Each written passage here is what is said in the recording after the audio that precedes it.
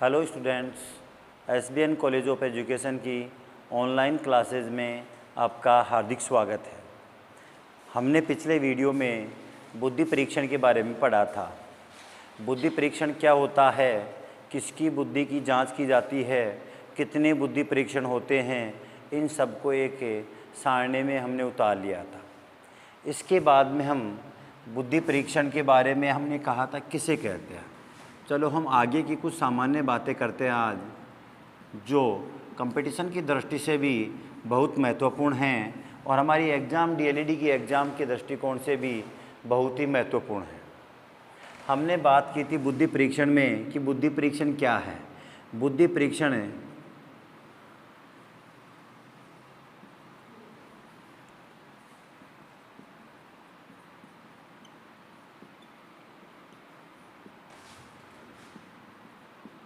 बुद्धि परीक्षण वास्तविक आयु या कालानुक्रमिक आयु के आधार पर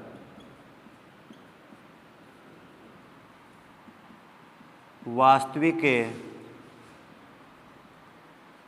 आयु का पता लगाना ही बुद्धि परीक्षण है। वास्तविक आयु या कालानुक्रमिक आयु के आधार पर मानसिक आयु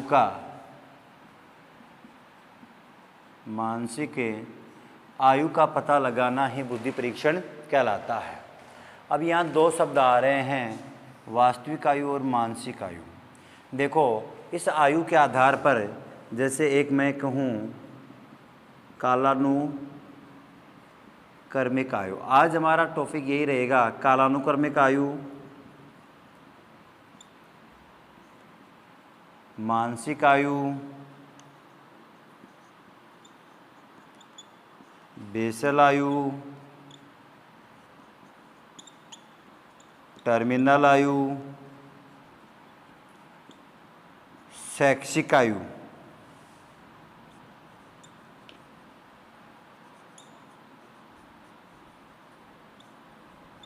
शैक्षिक आयु, यहाँ हम बात करें तो पहला हमारा आता है कालानुक्रमिक आयु।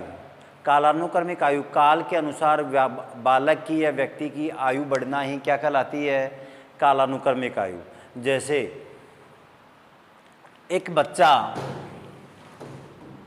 1990 में जन्म लिया और सन 2015 में उसकी कालानुक्रमिक आयु पता की जाती है, या वर्तमान में 2020 हो गई, तो पूछा जाता है कि आपकी कालानुक्रमिक आयु क्या होगी। आज अगर पूछा जाता है तो 10 साल ये हो गए, और जन्म से लेकर वर्तमान तक की जो आयु होती है, कौन सी आयु होती है, शारीरिक आयु होती है, शरीर की आयु होती है, उसे तो हम क्या कहते हैं, कालानुक्रमिक आयु या वास्तविक आयु कहा जाता है, जिसे अंग्रेजी में क्रोनोलॉजिकल एज कहा जाता है, जिसके लिए CA शब्द का उपयोग किया जाता है और कहा क्या जाता है, क्रोनोलॉजिकल एज कहा जाता है। दूसरी आयु आती है मानसिक आयु। कौन सी आयु आती है, मानसिक आयु। मानसिक आयु किसे कहते हैं, यहाँ हम बात करें कि जन्म से लेकर वर्तमान समय तक, कब से लेकर, जन्म से वर्तमान समय तक की मस्तिष्क की आयु। यहाँ शरीर की आयु कालानुक्रमिक आयु के अंतर्गत शामिल की जाती थी, बल्कि मस्तिष्क की आयु को, किसकी आयु को, मस्तिष्क की आयु को किस में शामिल किया जाता है, मानसिक आयु में। जैसे हम बात करें कि एक 15 साल का बालक है, कितने वर्ष का बालक है, एक 15 वर्ष का बालक है, 17 वर्ष के बालक जितनी मानसिक क्रियाएं कर पाता है, 15 वर्ष का बालक 17 वर्ष के बालक जितनी मानसिक क्रियाएं करने में सक्षम है, तो उसकी मानसिक आयु तो कितनी हो गई? 17 वर्ष। और कालानुक्रमिक आयु तो कैसी हो गई? जन्म से वर्तमान में, तो जन्म से वर्तमान तो क्या हुआ? 15 वर्ष। लेकिन 17 वर्ष बालक जितने वह चिंतन कर सकता है, क्रियाकलाप करता है, तो 17 वर्ष उसकी क्या हो गई? बेसल आयु हो गई, सॉरी मानसिक आयु। क्या हो गई? मानसिक आयु हो गई। कौन सी वर्ष हो गई? 17 वर्ष। 17 वर्ष उसकी क्या होगी? मानसिक आयु। और 15 वर्ष क्या हो गई? कालानुक्रमिक आयु। इसके बाद में हम आगे देखते हैं कि बेसल आयु। बेसल आयु किसे कहते हैं? यहाँ हम बात करें कि जिस अधिकतम आयु स्तर तक हम कोई भी कार्य कर पाते हैं, उसे उसका बेसल आयु कहते हैं। एक प्रकार से मानसिक आयु के ऊपर आधारित ये दोनों ही आयु हैं। बेसल आयु और टर्मिनल आयु दोनों ही किस पर आधारित हैं? मानसिक आयु पर आधारित है। जिससे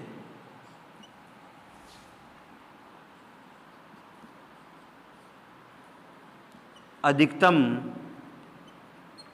आयु तक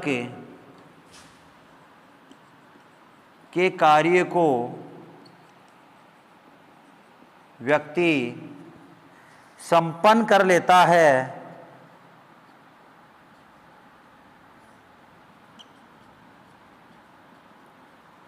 वह उसकी क्या कहलाती है? बेसल आयु कहलाती है। जिस अधिकतम आयु तक के कार्य को व्यक्ति संपन्न कर लेता है, वह उसकी कौन सी आयु कहलाती है?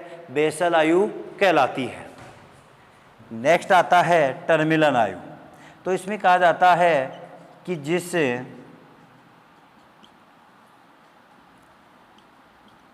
अधिकतम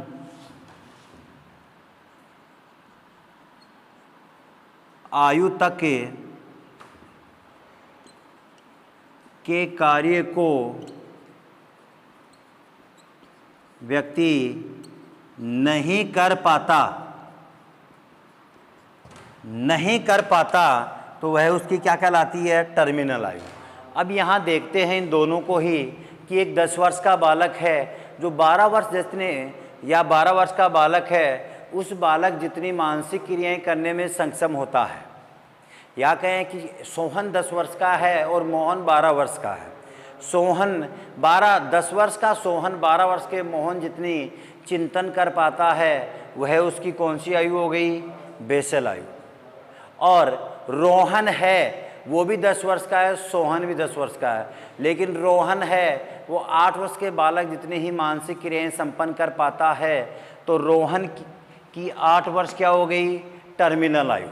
यानी जिस अधिकतम आयु स्तर के कार्य को नहीं कर पाता, जिस आयु का वह है, उससे ज़्यादा आयु के कार्य को संपन्न करता है, तो वह उसकी बेसल आयु कहलाती है। और उसे न्यूनतम की आयु के कार्यों को संपन्न करता है, अपनी वास्तविक आयु या कालानुक्रमिक आयु से नीचे की आयु के कार्य ही कर पाता है, तो वह उसकी कौन सी आयु कहलाती है? टर्मिनल आयु कहलाती। बेसल व टर्मिनल आयु। ठीक है, ये भी संपन्न हुआ। इसके बाद में देखते हैं शैक्षिक आयु। जिस कक्षा में बालक पढ़ता है, वह उसकी क्या कहलाती है? शैक्षिक आयु कहलाती है। जिस कक्षा में बालक पढ़ता है, वह उसकी क्या कहलाती है? शैक्षिक आयु कहलाती है। जैसे हम कहें कि 10वीं कक्षा का बालक, यहाँ शैक्षिक आयु में कक्षा को शामिल किया जाता है। 10वीं कक्षा का बालक है, 12वीं कक्षा के बालक जितने कार्य कर लेता है, तो वह उसकी शैक्षिक आयु क्या होगी? 12 वर्ष। 10वीं कक्षा का बालक है, 8 वर्ष के बालक जितने ही, या 8वीं कक्षा, 8 वर्ष के नहीं, 10वीं कक्षा का बालक 8वीं कक्षा के बालक जितने ही कार्य संपन्न कर पाता है, तो शैक्षिक आयु क्या हो गई? 8 वर्ष। यानी वास्तविक आयु के आधार पर व्यक्ति जिस आयु स्तर की या जिस आयु स्तर की कक्षा के प्रश्नों को हल कर पाता है, वह उसकी शैक्षिक आयु कहलाती है। सामान्य बालक 10 वर्ष का है और 10 वर्ष का बालक 5th क्लास में होता है। 10 वर्ष का बालक 5th क्लास में होता है, लेकिन अगर वह बालक 6 क्लास या 7 क्लास के कार्यों को संपन्न करता है तो वह उसकी 6 या 7 शैक्षिक आयु, अगर 4 वर्ष के कार्यों को संपन्न करता है तो वह 4वीं चौथी कक्षा के कार्यों को संपन्न करता है तो 4थी कक्षा उसकी क्या हो गई, शैक्षिक आयु। तो कक्षा की बात आती है तो शैक्षिक आयु, और वर्ष की बात आती है तो बेसल व टर्मिनल आयु की बात की जाती है, और मेंटल एज की बात आती है तो मानसिक आयु, और वास्तविक आयु की बात आती है तो कालानुक्रमिक आयु को शामिल किया जाता है। ये है आयु काल के क्वेश्चन कि किस आयु को किस नाम से जाना जाता है। अब इसमें कुछ सूत्र और जारी होते हैं, हमारा भी हमने पढ़ा वास्तविक आयु और मानसिक आयु के आधार पर, वास्तविक आयु और मानसिक आयु के आधार पर एक सूत्र दिया गया है जिसमें 3 लोगों का योगदान है। पहला हमने पढ़ा था कि सर्वप्रथम बुद्धि परीक्षण की जांच करने का कार्य किस व्यक्ति ने किया, तो वह कार्य करने वाला व्यक्ति था अल्फ्रेड विने। कौन था? अल्फ्रेड विने, जो फ्रांस का था। उसने 1905 में बालक की बुद्धि की जांच करने का प्रयास किया था। अल्फ्रेड विने ने बालक की बुद्धि की जांच करने का प्रयास किया था 1905 में। तो सर्वप्रथम बुद्धि परीक्षण का कार्य किसने किया? अल्फ्रेड विने ने। कब किया? 1905 में। और दूसरा, मानसिक परीक्षण शब्द का सर्वप्रथम